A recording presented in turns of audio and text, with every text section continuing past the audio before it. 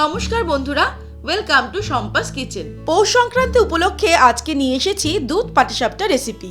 এই দুধ পাটিসাপটা এতটাই টেস্টি যে 2-3টে খেলেও মন ভরবে না, মনে হবে খেয়েই যাই। তাহলে চলুন শুরু করি।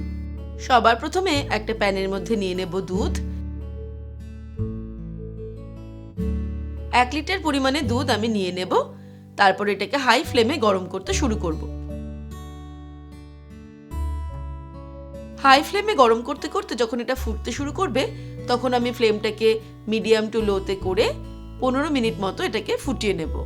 দুধটাকে আমাদের ঘন করে নিতে হবে। তারপর ফিরে আসছি।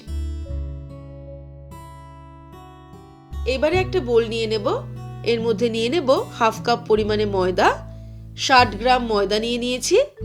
দিয়ে দেব 1/2 কাপ পরিমাণে চালের গুঁড়ো। 75 গ্রাম চালের গুঁড়ো নিয়ে নিয়েছি।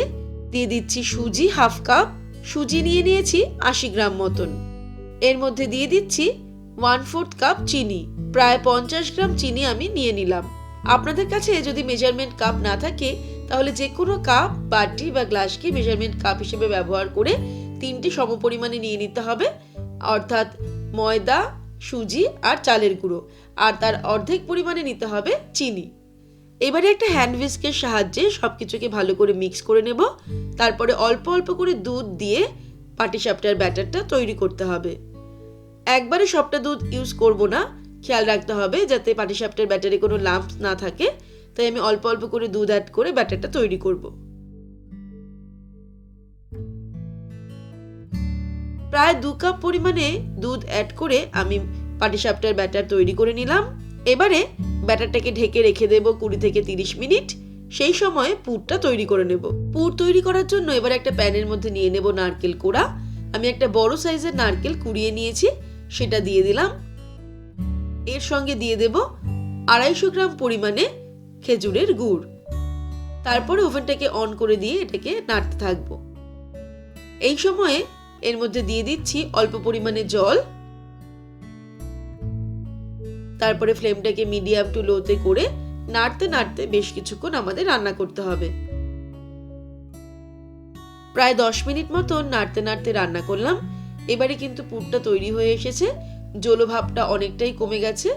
এর মধ্যে এই সময় দিয়ে দেব 1/2 টিস্পুন এলাচের গুঁড়ো। বাড়িতে যদি এলাচের গুঁড়ো না থাকে, তাহলে 2টো ছোট এলাচ ফাটিয়ে এর মধ্যে দিয়ে দিতে হবে। তারপরে সামান্য মিশিয়ে নিয়ে ওভেনটাকে অফ করে দেব। দুধ পাটিসাপটার জন্য পুর আমাদের রেডি হয়ে গেল। এবারে আমরা এটাকে অন্য একটা বাটিতে নিয়ে নেব আর চলে যাব পরের স্টেপে। এদিকে দুধটাকে প্রায় 15 মিনিট ফুটিয়ে খুব ভালো মতো ঘন করে নিয়েছি। এবারে এর মধ্যে অ্যাড করে দেব খেজুরের গুড় 250 গ্রাম। তবে গুড়ের পরিমাণটা নিজেদের ইচ্ছে অনুযায়ী বাড়ানো বা কমানো যেতে পারে। গুড়টা ভালো করে মেশা পর্যন্ত লো ফ্লেমে এটাকে রান্না করব। ব্যাস, গুড়টা সম্পূর্ণ দুধের মধ্যে গুলে গেছে। এবারে আমি আরো 2-3 মিনিট এটাকে ফুটিয়ে নেব। দুধ পাটিসাপটার দুধ আমাদের একদম রেডি হয়ে গেল। আমি 2-3 মিনিট এটাকে ফুটিয়ে নিলাম। এবারে ওভেনটাকে অফ করে দেব। তারপর চলে যাব পরের স্টেপে। এবারে ফাইনাল স্টেপে আমি একটা প্যান গরম করে নিয়েছি। প্যানটা যেই ভালো মতো গরম হয়ে যাবে, ফ্লেমটাকে মিডিয়াম টু লোতে করে এর মধ্যে কিছুটা পরিমাণে তেল ব্রাশ করে নেব। আপনারা চাইলে ঘিও ব্রাশ করে নিতে পারেন। তারপরে 1 হাতা পরিমাণ ব্যাটার আমি এর মধ্যে দিয়ে দিলাম। ব্যাটারটাকে ছড়িয়ে নেব কিছুটা। তারপর ঢাকা দিয়ে 30 সেকেন্ড অপেক্ষা করব।